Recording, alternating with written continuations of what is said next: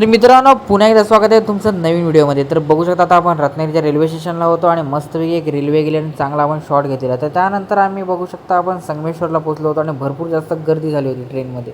तर त्यानंतर थोडी चहा पिऊशी वाटली म्हणून एक चहावाले काका आलेत, मग मस्तपैकी आम्ही चहा प्यालो। तर बघता बघता आम्ही पोहोचलो चिपळूणला। तर चिपळूणला पोहोचल्यावरती पण भरपूर जास्त भूक लागली होती, मग तेवढ्यात काका आलेत भेळ घेऊन। तर मस्तपैकी बघू शकता काकाने मस्तपैकी भेळ केलेले, कुरमुरे भरलेले आहेत, चणा टाकलेला आहे, कांदा बिंदा मस्तपैकी टाकून, शेव टाकून मस्तपैकी वरती एक लिंबू मस्तपैकी पिळला होता। त्यानंतर बघू शकता किचनवाले काकासुद्धा आले होते। भरपूर गोष्टी तुम्हाला इथे खायला वगैरे मिळतील। तर खाता खाता आम्ही पोहोचलो माणगावला। तर तरी पण माणगावला पोहोचल्यावरती आम्हाला परत एकदा भरपूर जास्त भूक लागली म्हणून मस्तपैकी अजून एकदा भेळ घेतली। तर त्यानंतर काकी बघू शकतात, काकी मस्तपैकी आल्यात काकडी घेऊन आणि फक्त 50 रुपयाला 11 काकड्या।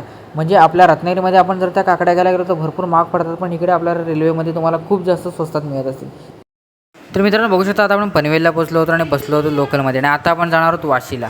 जर मित्रांनो ही तुम्हाला व्हिडिओ आवडली असेल तर नक्की लाईक शेअर आणि फॉलो करा।